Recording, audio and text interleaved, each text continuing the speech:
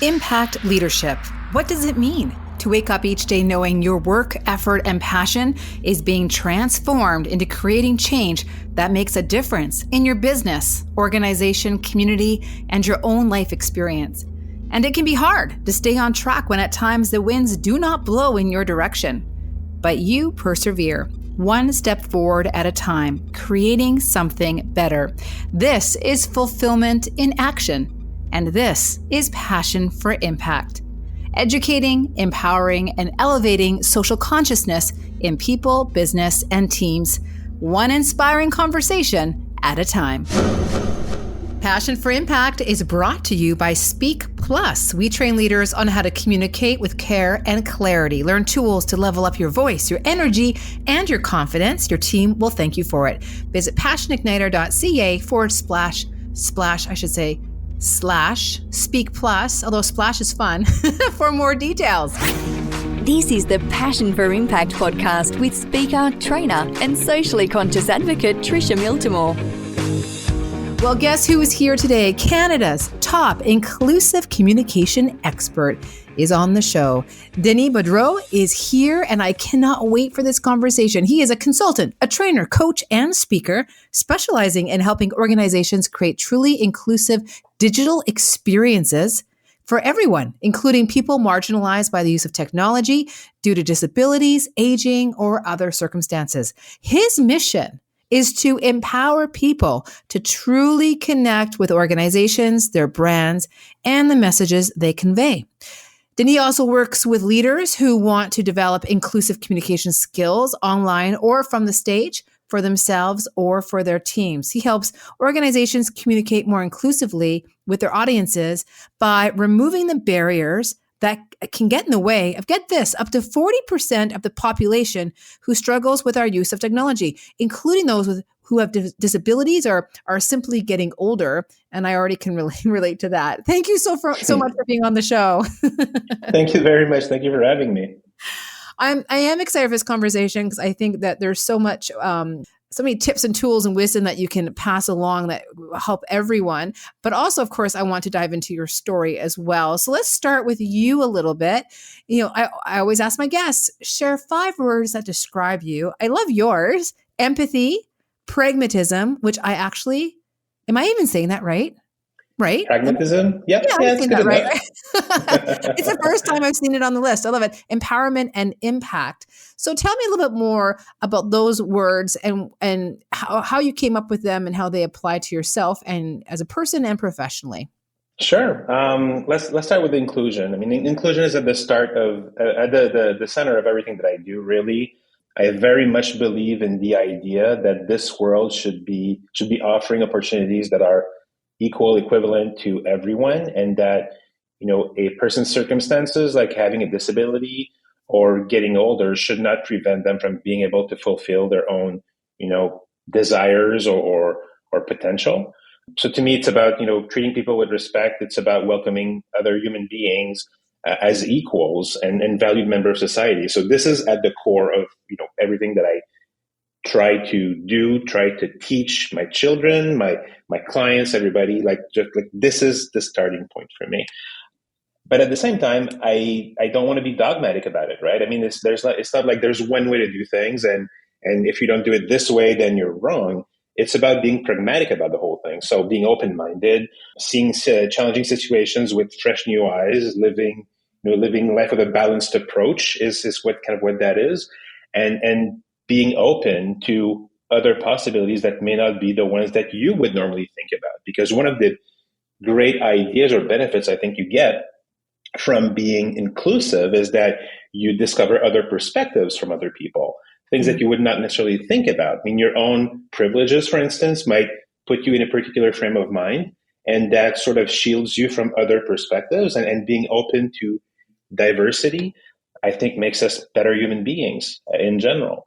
And one of the other words that you mentioned was empowerment, which is also a really important word for me, because it's not so much about having only certain people being able to achieve different things, but giving everyone the means to be able to go as far as they want to with their own potential, their own desires, And, this all works together, right? So if you create an environment where someone feels welcomed, feels recognized, feels like they're supported, then you empower them to become a better version of themselves, which in turn will bring better contributions to the workplace, to society in general, because those folks also get to share their greatness with the rest of us. And Yeah. you've got word like, I think I also gave you words like growth or impact, Yep. which really is about, growing together, society, from a societal standpoint, helping everyone grow together and contribute that way. And of course, all of that has impact on the way we live our lives, the way we run our societies, the way we run our businesses, the way we run our relationship with others, and the way that we, end up being able to serve one another in a way that allows all of us to, have better lives as a result of that. Yes, you absolutely embody passion for impact. This is everything we're all about on this podcast. Where did this come from? How did you get involved in this arena? How did it start for you? I would love to know your story. I wish I could tell you that I come from, I wish, maybe I don't wish that, but I mean, most people who work or operate in the field that I operate in, so, inclusion in the digital space is really where I live, typically come at this out of necessity. They have a disability, they're blind, for instance, or they're in a wheelchair and they ran into obstacles all their lives just trying to do regular things that the rest of us would take for granted. I don't really come from that place. I come from a place of curiosity for the most part. I come from a web developer background, web development, web design background. And in the summer of 2000, basically, I was leading a project for the company I was working with, designing websites for people. And someone came to me and said, well, we just won this contract with a local hospital here in Montreal, and they want us to build a website that blind people will be able to use. We don't really know what to do. Figure this out. Oh, okay, sure. So instantly my curiosity was struck. And up until that point, I had never really considered disability. I'd never really considered other people's experiences. I was pretty much, self-centered. Like, this is how I live. I go through things that I didn't really know any better. And very quickly discovered that not only were there, rules and techniques to make a website usable by someone who is blind, for instance, but I could also make a significant impact in other people's lives by changing the way that I was working through code, through design, to include more people in that experience. So that was 23 years ago now, 22 and a half years ago. And that's how I grew into this space. I by asking questions about how I could do my job, I ended up finding a bunch of people that were living in Montreal, were living in like francophones around the world, because I was blogging back then, like writing these different things and thoughts and questions on a website that I had, and was trying to just figure this out. And I was getting emails from people all over the world, and a lot of people that were local, like almost neighbors of mine, and some of them became friends. And through their lens, through their experiences, I became a lot more empathetic to other people's circumstances, and that just grew on me in a way. And it's always been at the core of what I do as a result of that. Mm.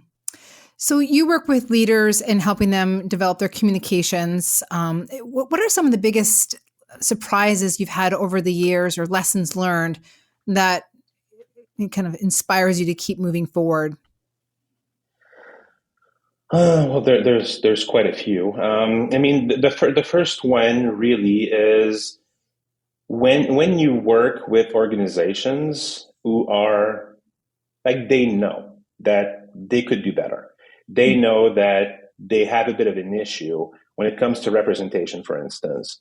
In recent years, we've come to like, as a society, we've come to sort of awaken ourselves a little bit more to diversity, to better representation in terms of skin tone, for instance, in terms of sexual orientation, gender in general, like all these different things that have become more recognized over the course of recent years. You just have to think about things like the murder of George Floyd, for instance, in I think 2000, which led to Black Lives Matter, the Me Too movement, like all these different things have helped us grow as a society much more empathetic, much more aware of discrepancies in that sense.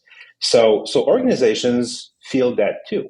Organizations understand that are starting to understand. A lot of them are starting to understand that it's one thing to represent the majority, which typically is going to be white, and are trying really hard. I've been trying really hard, and a lot of them have actually embraced the idea that there needs to be more diversity in terms of representation of who their workforce might look like or their clients might look like, for instance. But a lot of these initiatives, which we typically call DEI initiatives, so diversity, equity, and inclusion initiatives in organizations, are typically misled when it comes to representation of people with disabilities. And when I work with these organizations, what we look into is just an understanding, and you mentioned that in the introduction, right? Like 40% of your audience being excluded on the basis of disability or aging, as an example. Mm-hmm. So when they realize, when business leaders, for instance, in organizations realize that the way that they communicate with their prospects, their clients, the world in general, as a brand, excludes a significant portion of their potential market share because they're not seeing that particular demographic. What they understand is that they must be leaving money on the table as a result of that. So helping them open up to a different way of approaching their communication so that they are more inclusive, whether by going a little further in terms of representation, not tokenism, like not putting someone flat out with a very, very visible disability and for no reason at all, but just putting different things in your marketing that speaks to recognizing that there are more than one type of experience out there. It makes a huge difference in terms of those who are otherwise always sort of put aside or left out, so that they feel that they are also being recognized. And as organizations do that, as leaders do that, what they realize also is that they potentially could be getting all these benefits from a broader, more diverse workforce, for instance, or they could be tapping into markets that are up until that point completely untapped or very much underserved. And the only thing that's keeping them away from being able to tap into those markets or expand the possibilities that their business could exploit or benefit from is just their own inability to see that not everybody thinks like them, might look like them, and there are other types of contributors out there that can also bring value to make their own organization that much more diverse and therefore that much more innovative as a result of all the different perspectives that can feed into what they're trying to do in terms of products or in terms of services, for instance. Sounds like there's just so much potential for both bottom line impact, but also, of course, on the human side of inclusivity and the human aspect, the human impact. Can I question for you? When you're working with leaders or people in general, and someone or an organization says we want to be more inclusive, and they have a desire to do it, but perhaps maybe are going about it the wrong way. Is there like this general fear of sometimes speaking out and trying to do more because you're worried about not doing it right? And how do you help people navigate that worry, that fear? Mm-hmm. It's actually a very common fear that people have. There are two things that I see regularly. One is just the fear of either doing too much or not doing enough, and then because of that, ending up overdoing it in a lot of different ways.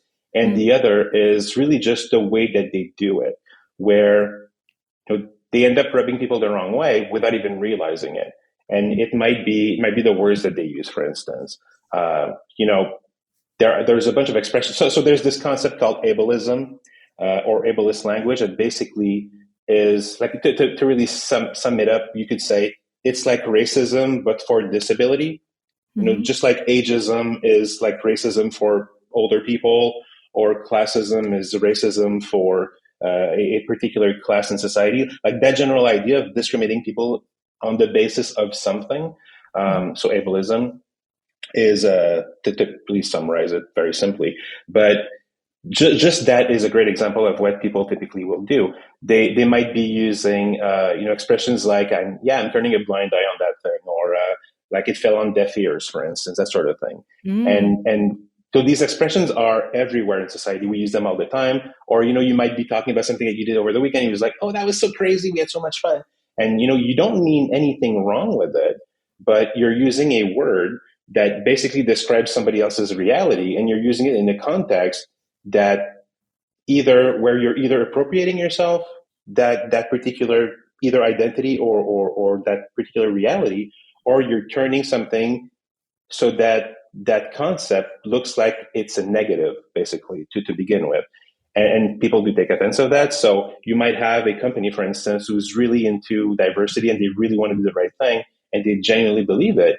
But they might have an ad where you've got two people talking about how crazy their weekend was, and automatically someone who has a mental health issue might feel resentful about their use of that word, because they could have used a much less triggering word, like say, oh, it was really wild, or we had a lot of fun, but it doesn't have to be crazy, for instance. So that's an example where I help in massaging language, I guess, so that we pay attention to that particular reality.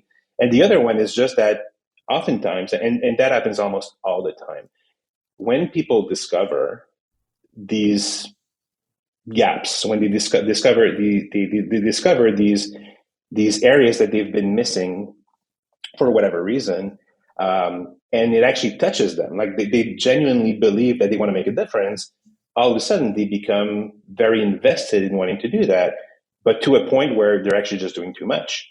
And one of the things that we hear regularly from people from the disability community is that they don't want you to speak on their behalf. They want you to be supportive of their reality, much like any other group that is underrepresented, for instance. So oftentimes organizations will just push too far, do too much, and it just feels awkward. It just feels cringeworthy. And so these mistakes happen all the time as well. So it's about helping people navigate through these waters so that they hopefully avoid as many mistakes as possible, and their approach or their efforts towards inclusion are met with success from the demographic groups that they're trying to reach or appeal to, by showing that they either care or that they want to care about those things. And I like what you just said there. I think that was a really important point where you're supporting their reality. I'm paraphrasing you. Maybe you can provide more clarity. You support their reality versus speaking on behalf of them. Right. Yeah, absolutely.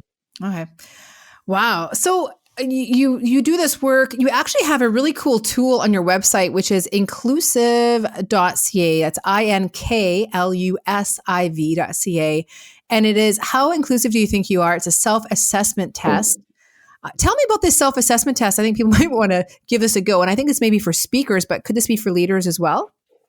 It could be for leaders. I mean, the way that I've presented it is about speakers, because I'm putting out I'm launching a book in the next couple of weeks titled The Inclusive Speaker, where I talk about how speaking professionals, communication experts in general, how they can be more inclusive in the way that they deliver or present their information, for instance. So it's a little tool that I've put together that sort of helps you figure out where you might fit on that spectrum of inclusivity as a leader or as a speaker, as a thought leader.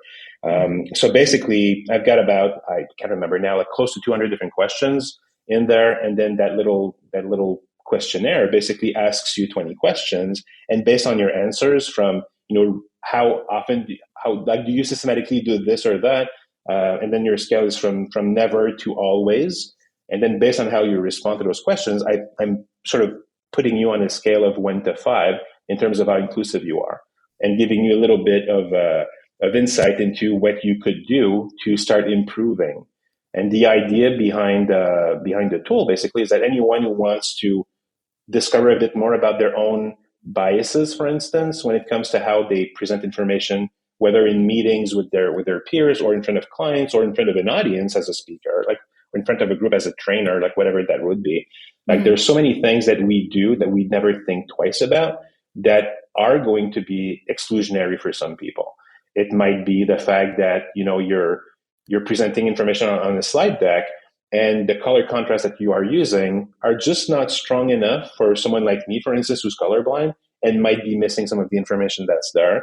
It might be that you're looking at the room and you're thinking, I don't really need a microphone. This is a small room. They'll all hear me. But then someone in that room is hard of hearing. And because you didn't use the microphone, then they have a hard time hearing you. It might be that you're using video content in your presentation, but you didn't think about captioning it. So they have a hard time hearing the content that's there. It might be the size of the font that you're using. It might be the density of content on that side. It might be the way that you present the information. There are so many ways in which we can make some people in that audience feel excluded, unwelcomed. And this questionnaire, this self-assessment test, is basically asking you a bunch of different questions about that to try and identify where you might have a gap so that you might want to work on that and make it a little better, so that eventually you become yourself a more inclusive speaker. So many good tips right in there. Thank you. I feel like the whole podcast could just be you saying, it could be this or it could be that. That's really great. So what was the hardest part, back to your story of getting started with your vision of doing this work? What are some of the biggest challenges as an impact maker in this space?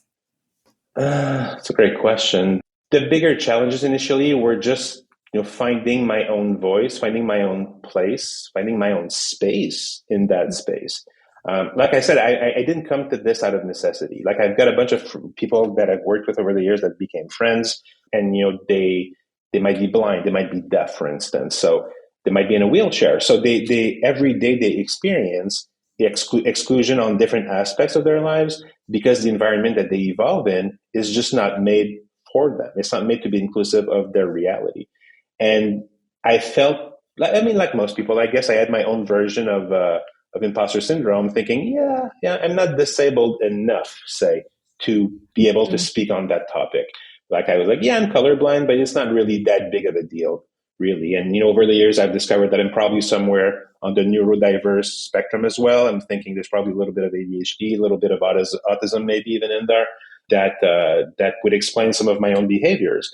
But it's not something that would be very obvious to anyone looking at me. I'm basically one of the 80% of people with disabilities who have an invisible disability, where if I didn't tell you, you wouldn't know. But there are things that are still impacting me one way or another. So I felt that there was something somewhere in there that justified my being here and doing that, but it was not an obvious one. So finding my place was hard. And learning to listen was also really hard at the beginning, because I tend to talk pretty casually and have ideas and opinions about different things, and learning, and to something that I said earlier in our discussion, to learn about really listening to what people are saying and give space for that, like create space for others to talk about their needs, their expectations, what is not working, instead of assuming that I know because I've been working in this space for a while. What I found over the years, and again, I'm saying these things, but you could have people in different fields saying the exact same thing. I feel like the more I work in this space, the less I know, because the more humble I guess I get about what I know or control or understand versus all the other things that I can't quite wrap my head around. And that's very humbling in a way. So that it was particularly complicated in this space because people come to this topic and it's very passionate for them because it's very personal. So it's not just like, do you prefer this type of movie or that type of movie? It's about like things that impact you every single day. So people tend to be take it pretty personally to begin with. So that was kind of challenging in its own way, for sure. And then everything else is just about trying to be a good human being and work towards helping make things better is the regular, I want to say, challenge. It's as if it was hard to do that. I mean, maybe it's hard to do that. It comes pretty naturally, maybe, I think, but it's something that's always on my mind. Like, how do I do this in a way where I'm being of service to a greater cause, while at the same time not sort of helping normalize, I guess is what I'm trying to say, helping normalize other people's circumstances and situations so that they stop being so out of the ordinary for the rest of us. It's interesting to me because you mentioned, being a good human being. And I think a lot of impact makers, which is primarily who's listening to this podcast, anyone who chooses or wants and desires to make an impact, it can almost be overwhelming. The idea of like, because we want to be better human beings, right? There's just so much we need to learn and understand. It's like, it feels like almost like impossible to capture it all, to be the best version of ourselves. Like that's almost like personal awareness and personal development on overdrive constantly. Like you just burn out after a while, right? So when you're working with yourself or even with others in this space, how do you help people to navigate those feelings? Like to, break it down into steps or make it more accessible, that you're not just feeling overwhelmed because there's so much that needs to be done, so much change that needs to happen, so much normalizing that needs to take place, that kind of stuff. To me, this is no different than educating yourself about other topics. I'm going to go back to the Black Lives Matter conversation from earlier. Like a lot of people, when that happened, I was crushed by it. Like I was emotionally affected by it.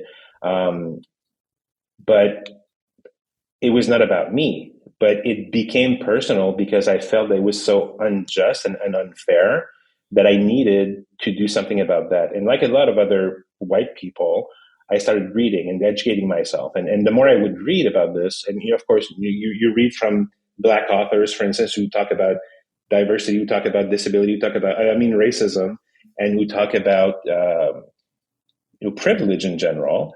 Mm-hmm. And you end up learning that your role is not to do something about it as much as it is to be supportive of those who are doing something about it.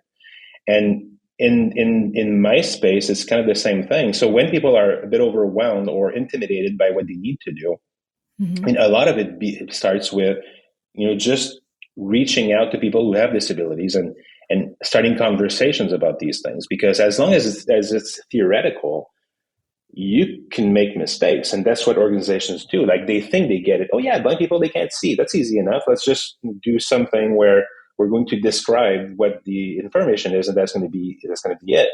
But it's so much more profound than that.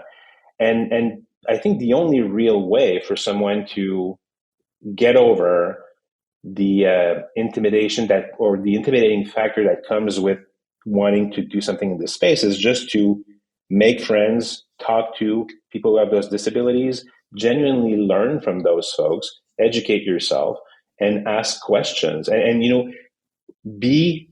learn to become comfortable with the uncomfortable.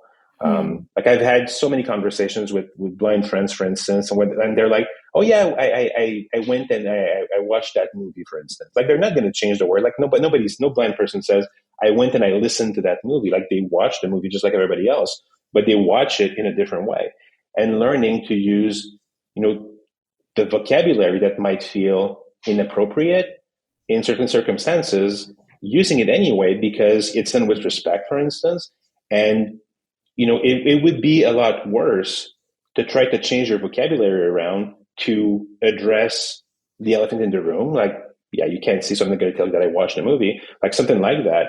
And just instead use it very normally as you would with anybody else, recognizing that this is how we call that thing. And by doing that, you're normalizing that other circumstance and you make it less weird. And so that particular part of it, I think, is more complicated because ironically, what I find is that most people who have a hard time dealing with disability are people who really want to do something about it. And then they become super, again, back to something that I said earlier, they become very dogmatic about it, like the exact opposite of being pragmatic. Like they will tell you, this is the way to do this, and you cannot say those words, or you have to do it this way. And they're very strict on what they accept and what they think is accurate. And not just rejecting the idea that we're not all alike. And everyone has their own perspectives. And some people will say that, it's absolutely inadequate to talk about the blind or the deaf. But if you speak to some people, I do mean some people, who are deaf, they're going to use, identity first language. So, disabled person. Other people are going to say, no, I'm a person first and foremost. You're going to refer to me as a person and then talk about my disability. So they're using it as a people first language as opposed to identity first language. And some people are going to say, you need to do this one and not that one. And they're being very dogmatic about it. While in reality, they're just not recognizing that we're all different. And as long as things are done with respect, there's no problem with using other types of languages. So that's something that I see a lot in conversations with clients where they feel like they have to walk on eggshells all the time, using a certain word or avoiding a certain word and not really knowing, like, is it okay if I say trouble? Is it okay if I say disability? Is it okay if I say handicap, for instance? And so that conversation and learning to, again, navigate through conversations like that are big challenges for a lot of people. Oh, I feel like I just had an aha moment. It's almost giving me permission, and I'm sure people who are listening as well, where it's not about having to learn rules, like you're saying. It's about just being genuine, supportive, open, curious, and I guess what's the word I'm trying to think of? Grace for myself and others, like that. You generally want to do well for people, like do right for people, and it's like you got to kind of flow with, because it's not. You're right. It's not like one rule or another rule where that mindset actually limits you, right? Yeah, it does. I mean, I try to live by a very simple rule, which is open, direct, and respectful conversations. So I'm not going to shy away from using a certain word because you might be offended by it, but I am definitely going to be paying attention to how you react to the word that I use, because I know which words are potentially triggering. So if I use them and I see that you're rolling with it and you're totally fine, then you gave me permission. If you react to it, or if you say that you're uncomfortable with that, of course I'm not going to use it again, and then I'm going to switch to another word that would mean the same thing, but one word that you actually are comfortable with. So it's all about respect. But I don't really believe in some kind of a language police around disability, for instance, because there's not one way to do things or to categorize things, and people feel differently about all these things. So it's really just about paying attention to how people are, what they think, and being very respectful in your conversation or your relationships with others. Oh, that is so good. That is so helpful. Thank you.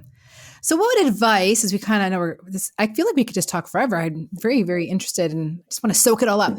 What advice would you give yourself, say 5 years ago?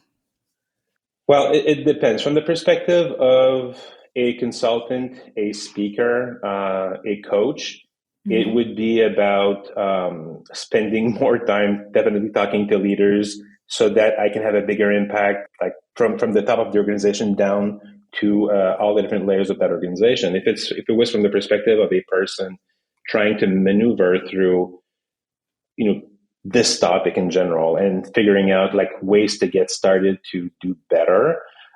I mean, it would definitely be about paying attention to these little either quirks that I might have or these things that I might say or these biases that I have. Like we all have these unconscious biases about different things, and question really, why am I feeling this way? Like, why am I, for instance, like if someone is uneasy when it comes to talking to someone who's has a disability, for instance, like why is that? Like, why does that make you feel uncomfortable? And really try to question why that is. And what you might find is just like fear of the unknown, for instance. If you reach out to those people, if you talk to them, if you ask them how it is that you might help them, you realize that it's not really different. And one of the biggest, I guess, discoveries I've made over the years, which I think is really impactful, is that there's this concept of different types of models for disability, and there are many, but there are two that I really keep going back to. One is called the medical model, and the other one is the societal model of disability.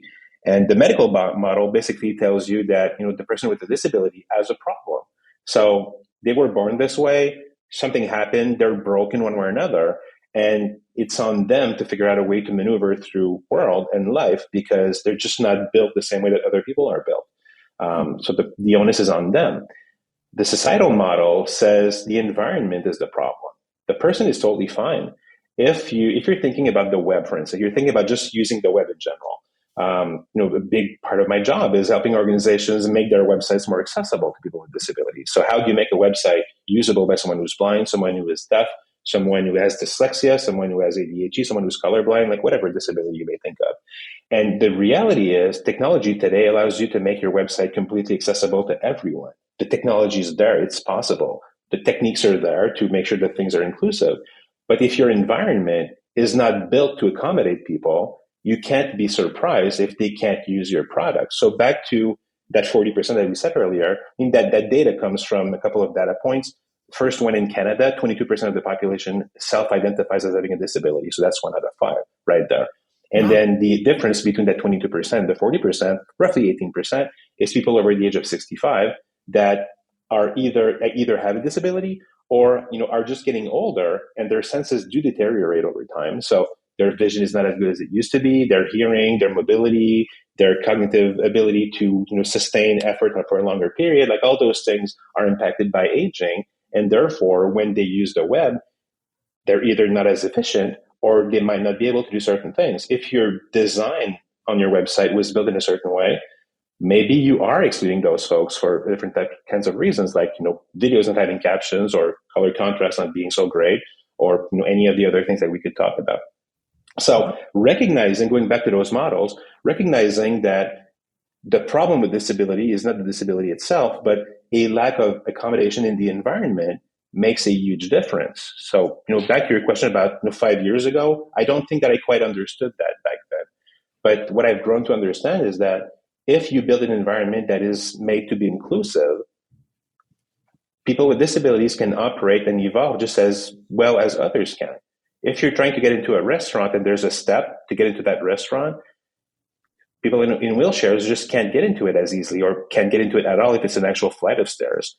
But if you have a ramp coming in, everyone can go in. If there's enough room in between tables in your restaurant, and there's enough room to be able to maneuver a wheelchair to the bathroom, someone in a wheelchair can use that restaurant just as easily as anybody else. There's not a problem. But if you have any one of those barriers in the environment, that's what causes the disability, much more than being in a wheelchair, as an example. Mm-hmm. So that to me was a pretty powerful switch in terms of thinking that has an impact on what I do most days. Wow. Very cool. Thank you for sharing. Okay, so you have a book coming out. You mentioned it before. Share a little bit more about that, because that's exciting. I mean, congratulations. Thank you.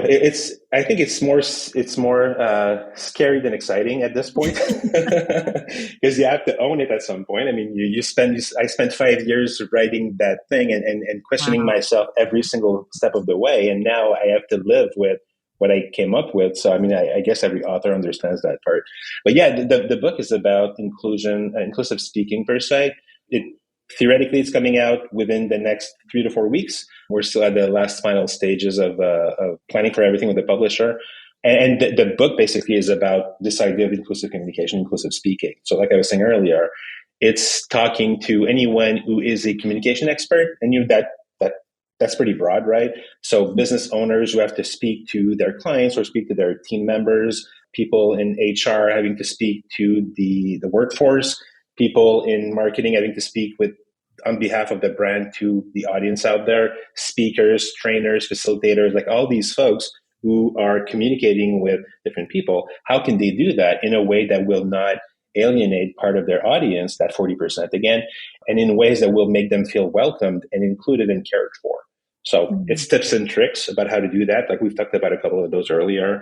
It's about talking about that 5-step model that I mentioned. So when we talked about the little self-assessment earlier on, when you do that assessment on the website, you are ranked from a scale of 1 to 5 in terms of how inclusive you are. And then it's helping you progress through those steps or those phases in that journey to become as inclusive as you can be. So that's what the book leads to, is this model that helps you understand where you might be and how you might keep improving if this is something that appeals to you. And through the book, I'm sharing the stories of 8 different personas, different examples of audience members who have different types of disabilities, and what you can do to make their experience that much more inclusive as well. So how you can basically embrace a larger audience, sharing your message, sharing your information, but doing that in a way where most people will be able to benefit from it, as opposed to only a subsection of your audience that doesn't happen to have a disability. Okay, I look forward to reading that. And I think people can go to your website and probably, sign up for your newsletter too, because you put out some really great content. I see it on LinkedIn regularly. I would imagine it's similar to the newsletter on your website. And that's inclusive.ca, right? INKLUSIV. Yep. Yeah, INKLUSIV.ca. There's a menu item right at the top that says book. That's where you can find that information. There's a little form to register if you want to be on a mailing list that speaks to the progress. There's a way to pre-order that book over there as well. So anyone who's interested is more than welcome to take a look.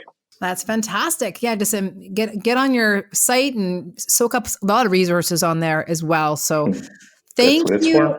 Yeah, and it looks great too. You can tell you're a web developer. I love that your passion for impact is empowering people to truly connect.